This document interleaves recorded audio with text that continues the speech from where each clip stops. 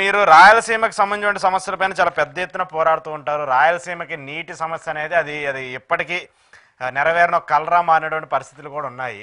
So ఏంటి నిన్న హరీష్ రావు గారు చేసినటువంటి వ్యాఖ్యలు, ఏపీకి సంబంధించి ఆయన నీళ్లు మామూలు కొట్టుకుంటూ వెళ్ళిపోతున్నారని చెప్పేసి ఆయన మాట్లాడతాం. గతంలో జగన్మోహన్ రెడ్డి అధికారంలో ఉన్నప్పుడు కావచ్చు, లేదంటే చంద్రబాబు నాయుడు ఇప్పుడు అధికారంలో ఉన్నప్పుడు కావచ్చు, అప్పుడు కేసీఆర్ ఉన్నప్పుడు కావచ్చు, కొంత సామరస్యంగా దీన్ని పరిష్కరించుకున్నారు. ఇక్కడేమో తెలంగాణలో రేవంత్ రెడ్డి ఉన్నాడు, ఇక్కడేమో చంద్రబాబు నాయుడు ఉన్నారు. ఇద్దరు సామరస్యంగా పరిష్కరించే అవకాశం లేదా, లేదంటే దీన్ని రాజకీయంగా వివాదం చేయాలని చెప్పేసి ఏమైనా చూస్తున్నారా? రాజకీయ కోణాన్ని నీటి ప్రాజెక్టులో చొప్పిస్తున్నారు.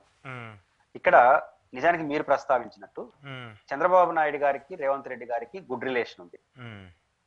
నిజానికి బాధ్యత గల వ్యక్తులు ఏం కోరుకోవాలంటే, రాజకీయంగా వాళ్ళతో విభేదించిన రేవంత్ రెడ్డి గారితో కావచ్చు, చంద్రబాబు గారితో ఇద్దరి మధ్య కోఆర్డినేషన్ ఉన్నప్పుడు రెండు రాష్ట్రాల మధ్య జల వివాదాల పరిష్కారానికి ఒక అవకాశంగా తీసుకోవాలి. బాధ్యత గల వ్యక్తులు ఆశించాలి. ఎందుకంటే ఇద్దరి మధ్య కోఆర్డినేషన్ లేకపోతే అది పరిష్కారం కాదు. గుడ్ రిలేషన్ ఉంది కాబట్టి. కానీ ఆ గుడ్ రిలేషన్ ని సానుకూలంగా వాడుకోవడమే ఎంత వాస్తవం, అదే గుడ్ రిలేషన్స్ కూడా రాజకీయంగా వాడే ప్రయత్నం ఇప్పుడు చేస్తారు. ఇప్పుడు చంద్రబాబు గారికి రేవంత్ రెడ్డి గారికి గుడ్ రిలేషన్ ఉంది కాబట్టి చంద్రబాబు నాయుడు గారు బీజేపీ వాళ్ళతో ప్లాన్ చేసుకుని మొత్తం నీళ్ళంతా కొట్టుకోబోతా అన్నా చంద్రబాబు మీద ఉన్న ప్రేమతో రేవంత్ రెడ్డి మాట్లాడట్లేదు అని చెప్తే తెలంగాణలో రేవంత్ రెడ్డిని డిఫెండ్ చేసేవచ్చు. ఇది హరీష్ రావు గారి ప్లాన్. కాబట్టి వేసేసాడు ఒక రాయి. రెండోది, ఆయన ధైర్యం ఏంటంటే నీటి ప్రాజెక్టుల పైన చాలా మంది ప్రజలకు అవగాహన ఉండదు. చాలా మందికి 99% అర్థం కాదు. అర్థం కాని విషయాన్ని ఇంకా బ్రహ్మాండంగా మాట్లాడు. ఒకటి అర్థం అవుతుంది, రేవంత్ రెడ్డి గారికి చంద్రబాబు గారికి మంచి రిలేషన్ ఉంది. ఏమో బీజేపీతో బాగున్నాడేమో, నీళ్ళన్నీ తీసుకెళ్లిపోతున్నాడేమో, ఏమో అనుకుంటే చాలా కదా 1% అయిపోయింది ఓట్లు. కాబట్టి చంద్రబాబు గారికి రేవంత్ రెడ్డి గారికి అన్న ఆ సాన్నిహిత్యాన్ని రాజకీయ కోణంలో వేయడానికి హరీష్ రావు గారు ఒక ప్లాన్ వేసినారు.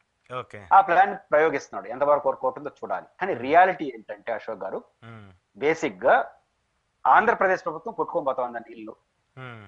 ఇక్కడ మనకు రెండు నదులు ఉన్నాయి, గోదావరి, తుంగభద్ర ఉపనది, గోదావరి, కృష్ణ, తుంగభద్ర కూడా రిలేషన్స్ ఉన్నాయి. ఈ మూడు నదులకు సంబంధించి మా పాయింట్ ఏంటంటే, రాయలసీమ పనిచేసే వ్యక్తులుగా గోదావరి నదీ జలాల్లో రాష్ట్ర ప్రభుత్వానికి ఒక వాటా ఉంది. దోపిడీ ఎప్పుడు జరగాలి? దానికి మించి వాడుకుంటే జరగాలి. ఇప్పుడు గోదావరి నీళ్ళ నుంచి ఒక చుక్క నీళ్లు వాడుకోవాలన్నా పోలవరం కట్టాలి.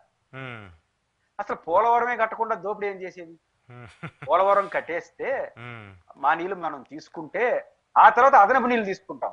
అసలు నీళ్లు తీసుకోవడానికి పోలవరం కట్టకుండా ఏడ్చుకుంటా ఉంటే మీరు గోదావరి నీళ్ళు తీసుకెళ్లిపోతున్నారు, తీసుకెళ్లే ప్రయత్నం చేస్తున్నారు.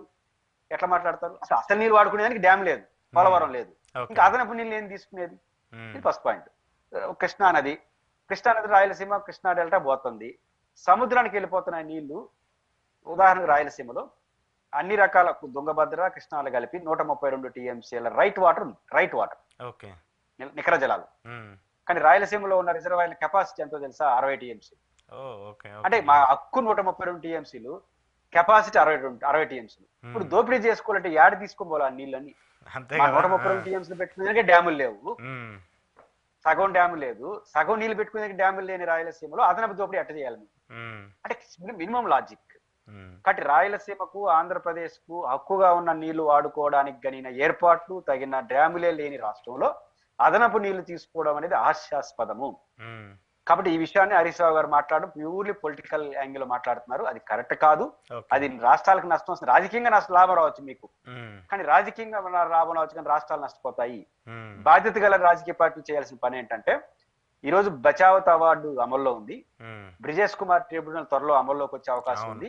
బ్రిజేష్ కుమార్ ఇస్తున్న కేటాయింపులు అనేది ఉభయ తెలుగు రాష్ట్రాలకి నష్టం వస్తుంది, దిగువ రాష్ట్రాలకి నష్టం వస్తుంది. మన కృష్ణా గోదావరి జలాల్లో దిగువ రాష్ట్రానికి ఒక ఎసులుబాటు బచావత్ ఇచ్చాడు. అదేంటంటే వరద జలాలను, మిగులు జలాలను సంపూర్ణంగా వాడుకునే అధికారం కింద రాష్ట్రానికి, దిగువ రాష్ట్రానికి, చివరి రాష్ట్రానికి ఉందని చెప్పింది బచావత్. అంటే మరి చివరిలో మనం ఎన్ని వస్తాయని వాడుకోవచ్చు అదనపు నీళ్ళని, ఎందుకంటే చివరి రాష్ట్రం కాబట్టి. కానీ బచావత్తు వాటిని కూడా అన్ని రాష్ట్రాలకు పనిచేసినాడు, మహారాష్ట్రకు, కర్ణాటక. అది కానీ అమలైతే ఈ మిగులు జలాలు, నికర జలాలపైన ఆధారపడుతున్న రాయలసీమ ప్రాజెక్టులు కానీ ఇతర ప్రాజెక్టులు కానీ ప్రశ్నార్థకంగా మారతాయి.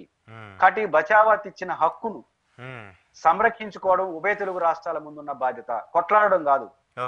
రేవంత్ రెడ్డి గారు, చంద్రబాబు ఇద్దరు కలిసి మాట్లాడుకొని బచావత్లో ఉన్న ఆ ప్రపోజల్ని ఆపేసి అది కొనసాగించి దిగువ రాష్ట్రానికి సంపూర్ణ అధికారం ఉండేట్టుగా చేసుకుంటే మనకు అదనపు ప్రయోజనం ఉంటుంది. దానికోసం రెండు రాష్ట్రాలు కలిసి కొట్టాడాల్సిన రాష్ట్రాలు చిన్న చిన్న తగాదాలు పెట్టుకుంటే మొదటిగా మోసం వస్తుంది. కాబట్టి హరీష్ రావు గారిది పూర్తిగా రాజకీయ కోణం. వారు చెప్పిన దానికి రియాలిటీకి సంబంధం లేదు.